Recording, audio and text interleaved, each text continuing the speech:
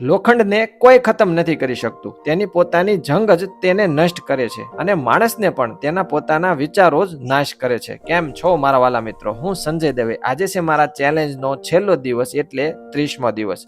આજે પણ વહેલી સવારે ઉઠીને મેં મારા દરેક ટાસ્ક પૂરા કર્યા અને આજનો દિવસ પણ સફળતાપૂર્વક પૂર્ણ થયો. આ 30 દિવસે મને ઘણું આપ્યું. આજે અંદરથી હું બદલાઈ ગયો છું. હું થાક્યો પણ નહીં, હું રોકાયો પણ નહીં, કારણ કે આ ફાઇટ કોઈ સામે નહોતી, પણ મારા ભીતર સામે જ હતી.